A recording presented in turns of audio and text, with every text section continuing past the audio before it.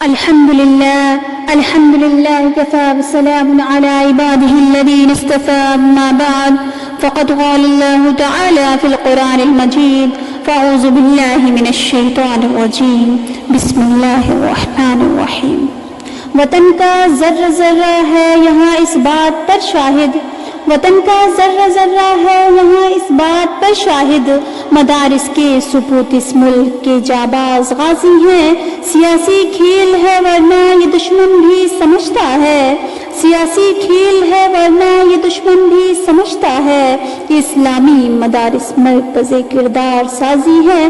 آج میری تقریر کا عنوان ہے عصر حاضر میں مدارس کی ضرورت اور اہمیت۔ معزز سامعین، حضرت اکابر رحمہ اللہ علیہ نے اس ملک میں دین و اسلام کے تحفظ اور بقا کے خاطر جگہ جگہ مدارس کی بنیاد رکھی۔ ہندوستان میں ایمان و یقین کی شمع روشن رکھنے کے لیے ہندوستان کے کونے کونے میں دینی مکاتب کا قیام فرمایا اور یہ اپنے خون جگر سے دینی اداروں اور اسلامی مرغزاروں کی آبیاری اور آبپاشی کی۔ ہمارے پیشرو بزرگ اچھی طرح جانتے تھے کہ جب تک مسلمان قرآن و سنت سے جڑے رہیں گے ان کے دلوں میں دین پر مر مٹنے کا جذبہ باقی رہے گا۔ جب تک ہندوستان میں یہ مدارس قائم رہیں گے اسلام کی شمع روشن اور ضیاء پاس رہے گی۔ جب تک دینی مکاتب آباد رہیں گے مسلمان اپنے عقائد اور افکار و خیالات میں پختہ رہیں گے اور اسی بدولت میدان میں انہیں فتح و کامرانی نصیب ہوگی۔ معزز سامعین، ان مدارس اور مکاتب کی اہمیت اور افادیت میں آپ کو کہاں تک بتاؤں۔ حقیقت یہ ہے کہ ان مدارس کی بدولت ہمیں ایمان نصیب ہوا، انہی اداروں سے ہمیں وحدانیت کا درس ملا، انہی مدارس کے طفیل اس ملک میں مسلمانوں کا تشخص اور امتیاز باقی ہے۔ انہی مدارس سے شرمندگان ساحل کو بحر بیقرار نصیب ہوا،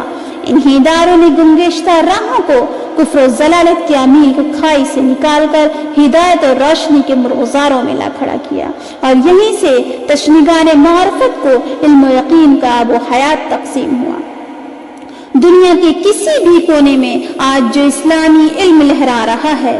ایمان و یقین کی شمع جل رہی ہے، علم و حکمت کا دریا بہ رہا ہے، وہ انہی مدارس کا احسان اور ان کی دین ہے۔ اس بزم جنوب کے دیوانے ہر راہ سے پہنچے یزدہ تک، ہے عام ہمارے افسانے دیوار چمن سے زندہ تک۔ 100 بار سنوارا ہے ہم نے اس ملک کے سو برہم کو، یہ اہل جنوب بتلائیں گے کیا ہم نے دیا ہے عالم کو۔ معزز سامعین، آپ غور تو کیجئے، آج کسی دہشت گرد کہا جا رہا ہے، کن اداروں کو دہشت گردی کا اڈا قرار دیا جا رہا ہے، کن مراکز کو بنیاد پرستی کا طعنہ دیا جا رہا ہے۔ یہ مدارس دین کے یہ قلعے، ان پر دہشت گردی کا الزام، افسوس صد افسوس، ارے یہ مدارس تو اس قابل تھے کہ انہیں سینے سے لگایا جاتا، پلکوں پر بٹھایا جاتا، انہیں پھلنے پھولنے کا موقع دیا جاتا، ان کی تعمیر و ترقی میں ہر طرح کا تعاون کیا جاتا،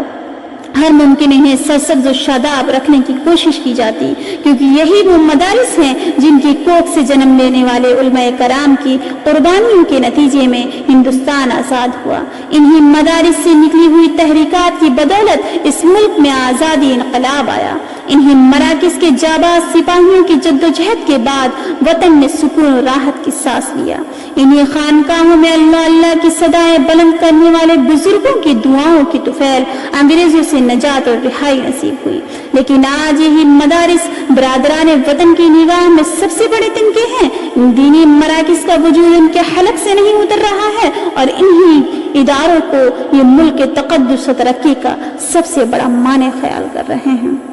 یوں دکھاتا ہے ہم کو نظر باغباں، یوں دکھاتا ہے ہم کو نظر باغباں، جیسے گلشن میں کچھ حق ہمارا نہیں۔ معزز سامعین، اس لیے اے مسلمانوں، خواب غفلت سے بیدار ہو جاؤ، عقل و خرد کو استعمال میں لاؤ، مدارس کی اہمیت کو سمجھو، مکاتب دینیہ کی افادیت کو محسوس کرو اور دینی اداروں کے قیام میں خاص توجہ کرو۔